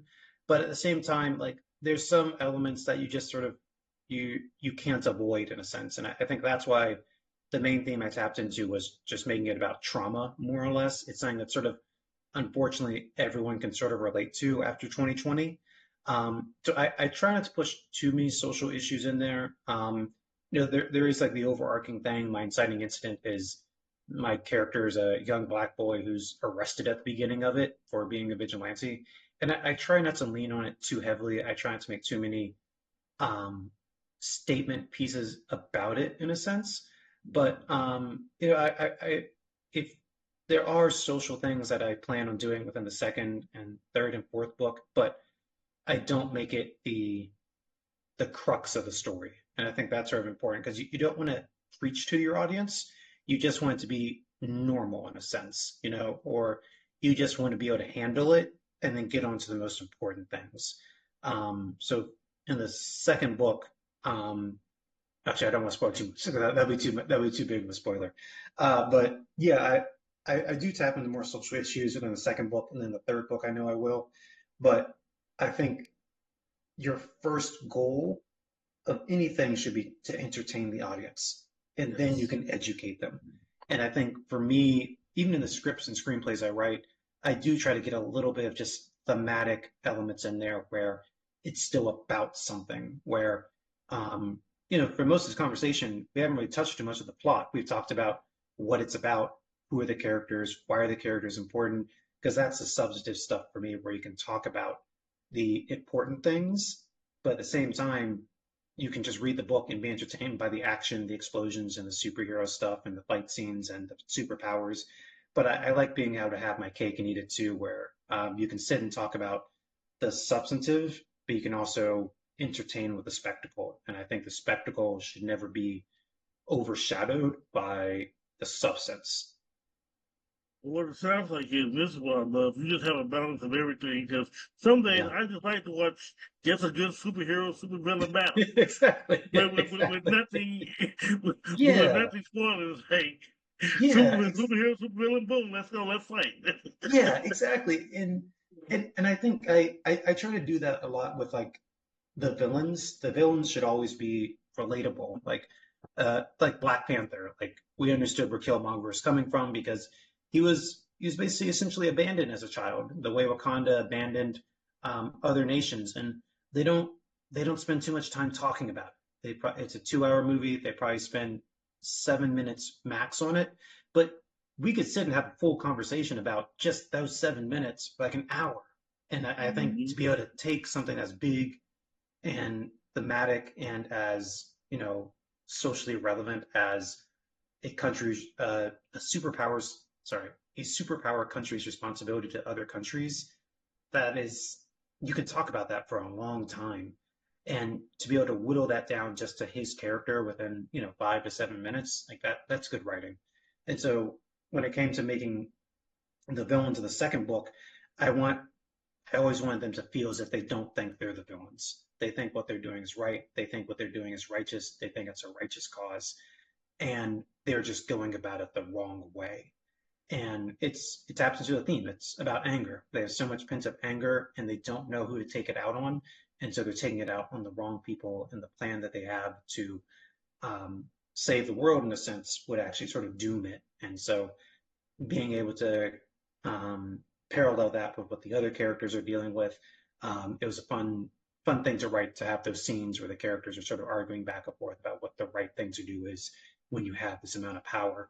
But then then it goes into the fighting, then it goes into the explosions, and it goes into the choreography, and then from there it takes off to the spectacle of it all. And so I think you could use the substance and you can use the social issues as the framework and the foundation of what you're working on, and then you just build up into the spectacle stuff that audiences are there for. So my next question for you is, and I know we touched on this earlier. Yeah. Where can we buy your books? Where can we get the first book? I usually prefer people buy it off of Amazon because that's the thing that I usually check every now and then. So StarLion, Thieves of the Red Knight, it's available on Amazon.com. It's also on BarnesandNoble.com, Books A Million. And basically, if you Google StarLion, Thieves of the Red Knight, it will come up with all the different places that it's at. I usually prefer to send people to Amazon, but there's also the Kindle version that's available through, it's also the Nook version if you're using Barnes and Noble. And there's also the audiobook version as well. So whenever medium you're looking for, I have you covered. Yeah, I love that. I love that. So, how can we get to know you? In order to get to know Yeah, you, learn about you, learn about your book, trying to make sure, not trying to rush you to get the next book out, but I know, I know. it's kind of If required. yeah. Well, if you want to cyberbully me on TikTok, I will be there. You can find me at Starline Book. That's the best place where I drop all my updates. It's the place where I do all my marketing for the book as well.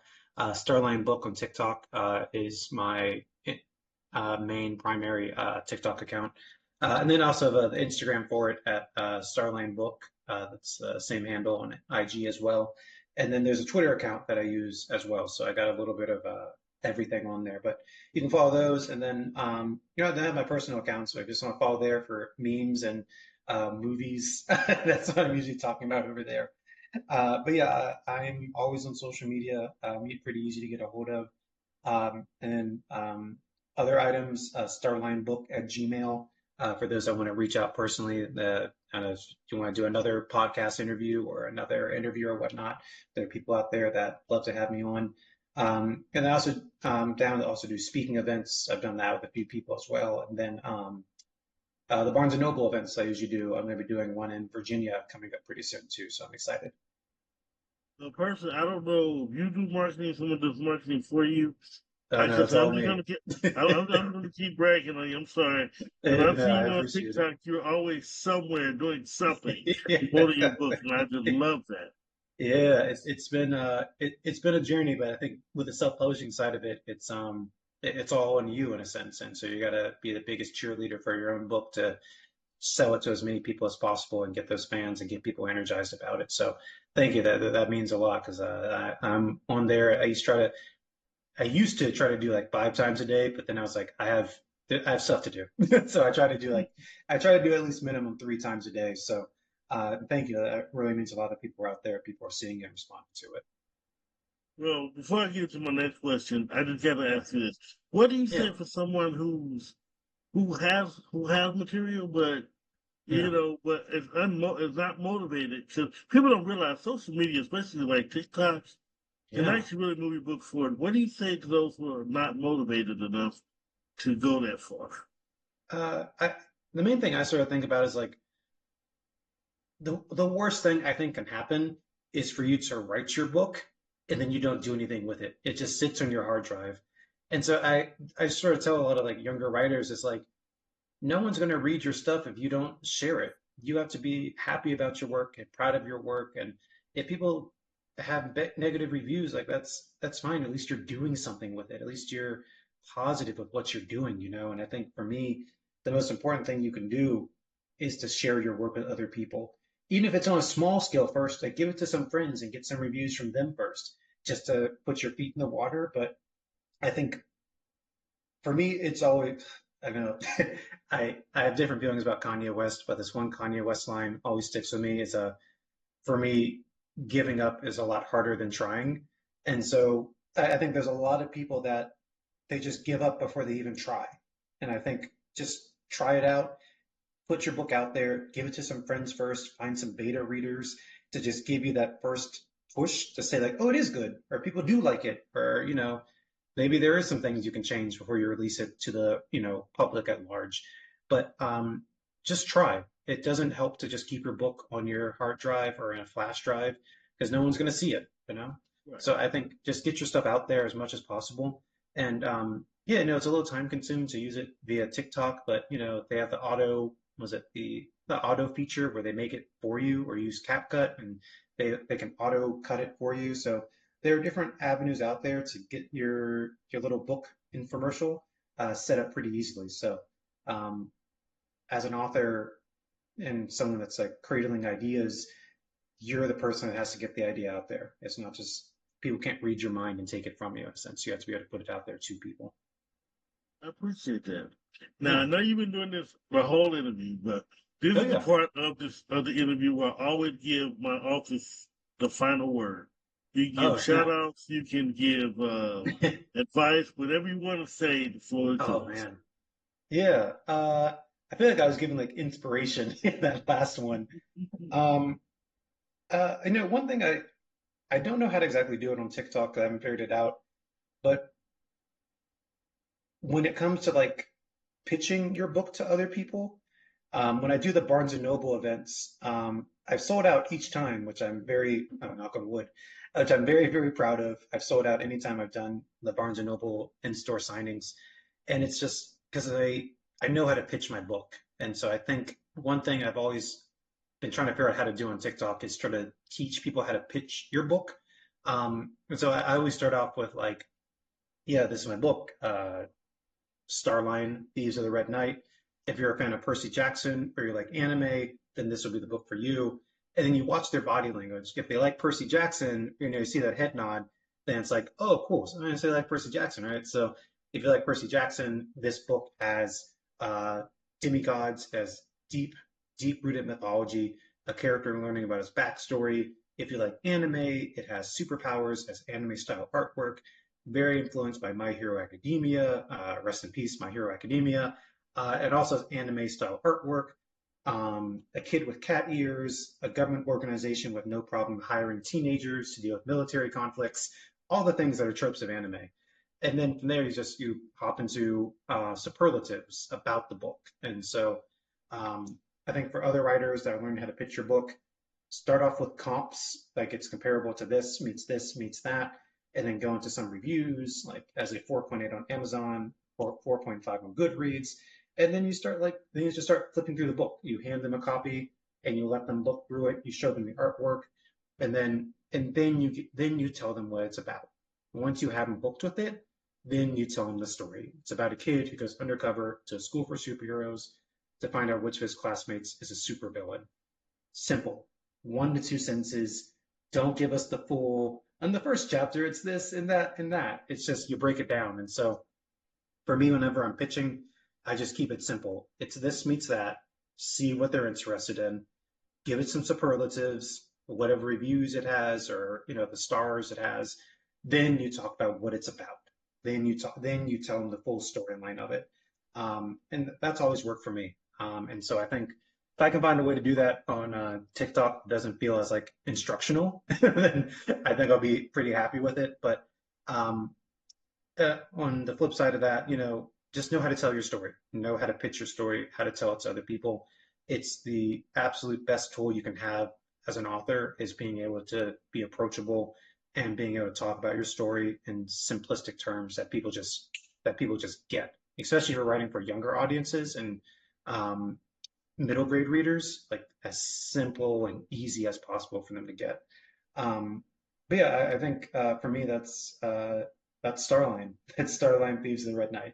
So yeah, it's available on Amazon, Barnes and Noble, and in all different mediums. So yeah, please check it out. And if you want to reach out at StarLion Book on TikTok. I tried buying the book on Amazon, but it was sold out, so I went ahead and bought it over on Barnes and Noble.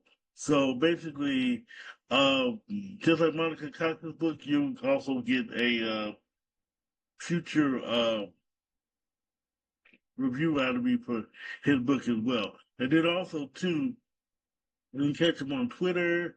You can catch him on Facebook, all different places.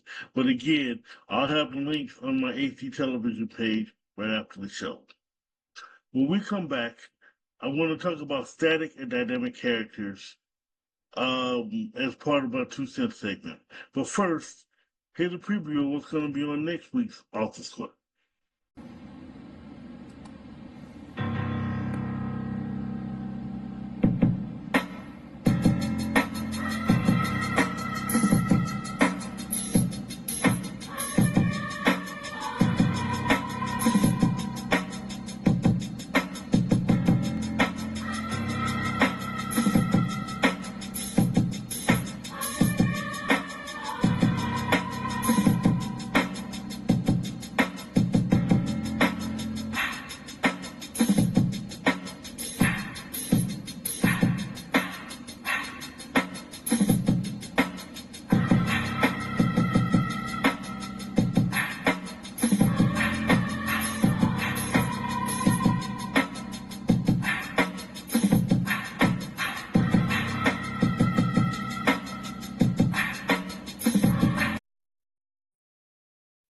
Welcome to Sassy's Shirt Shop, where quality meets professional meets fun.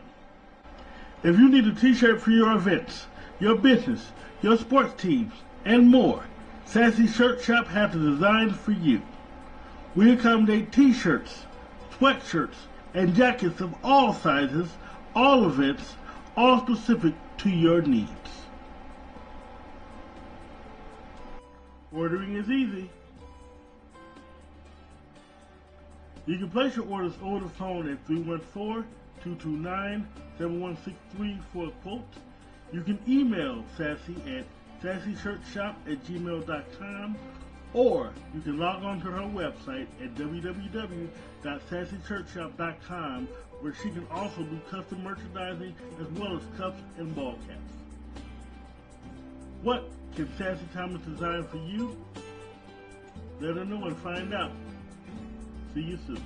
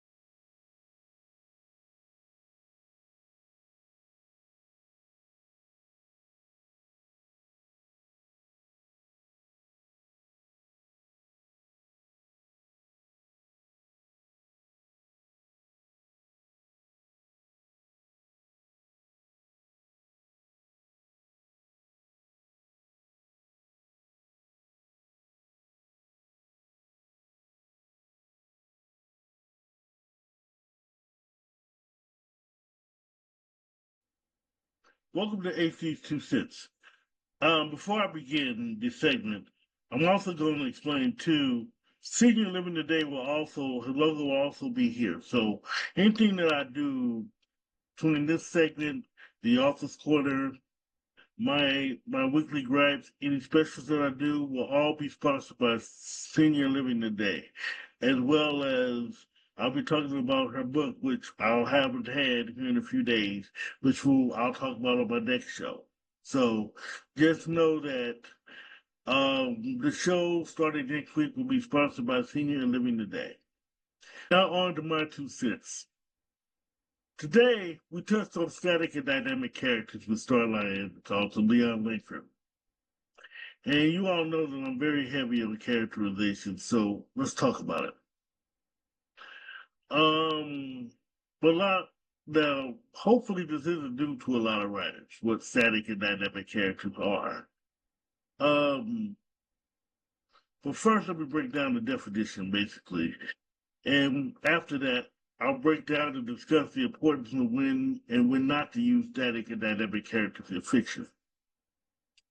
According to Google Dictionary, a static character does not change throughout the telling of the story, whereas dynamic characters are the opposite. They undergo significant internal and or external changes, and by the end of the story, dynamic characters are very different from how they start. As a character person, I love dynamic characters. But I know that realistically, you do need some static characters to keep the story moving. If not, you'll spend most of your project introducing characters that will definitely drag your book down. And you definitely don't want to do that because it's unrealistic to have a bunch of dynamic characters in one book. And it's very boring to have a bunch of static characters. So you got to have a little bit of both. And what I mean by moving story along is you got to have some static characters. So let me move on. Your static characters should act as doors your character can go through to push story along. For example, the mailman who brings you the bad news or the good news. The henchman at the bank robbery. You got to have 1 or 2 henchmen, to help you out the bank unless you're just a lone wolf. The person who helps park your car at the restaurant, the person who takes your order at the restaurant. You get to have a few, or you may have that friend or two that's with the group but doesn't say anything, who isn't really part of the group. They just hang out.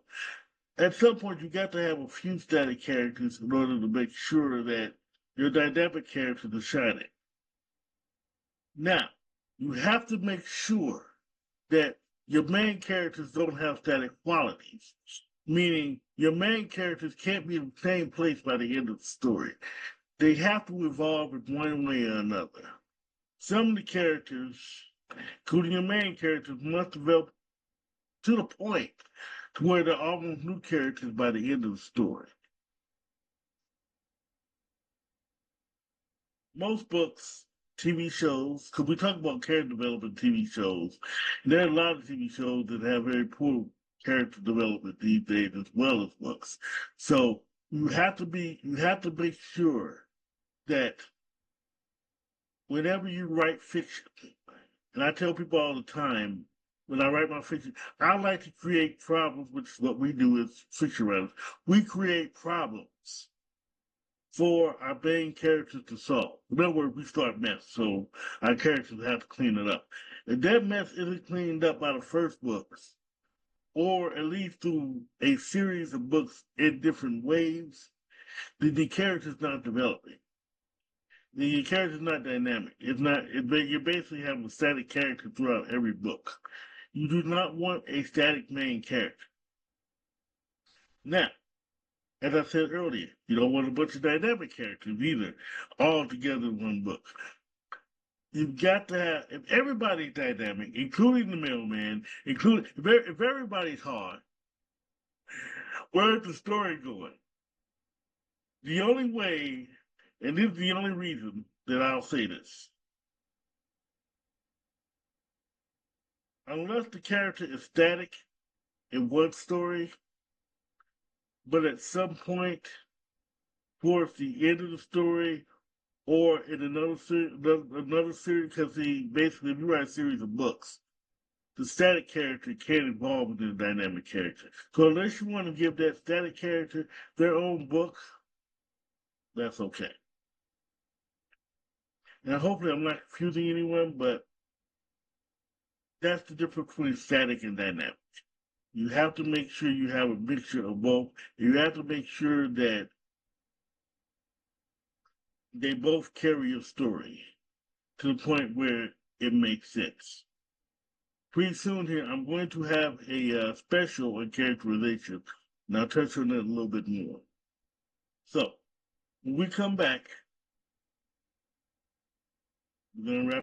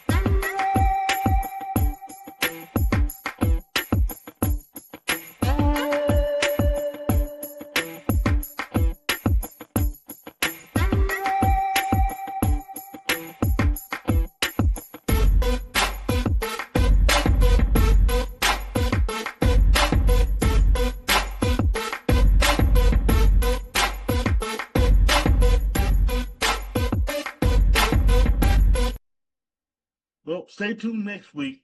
We're going to have authors Jenny Davis and James Wesley Price talking about their books. We're going to talk about suspense. Then we're going to go into a little history, and history and fantasy. We're going to talk about all that. So it's going to be a stone gas, as the late Don Cornelius used to say. So stay tuned next week for the Author Corner. I just want to say one more thing before we go. Never give up on your dreams. Never give up who you are. Always pursue whatever it is you're doing. We as authors, Do not let anyone tell you that what you're doing is wrong or bad or what have you. I've had a lot of that growing up as I was a writer, have a lot of that going on now. However, I learned to persevere, and now we're here, 15 years strong. Oh, and by the way, I'm going to have a few new projects coming up soon. And this Friday, a new episode of the William Temple Files will be on Kindle Vella. So just wanted to let you know. Thank you. Thank you for watching another episode of The Author's Corner. Peace. And as always, let your writing fuel your spirit. And God bless.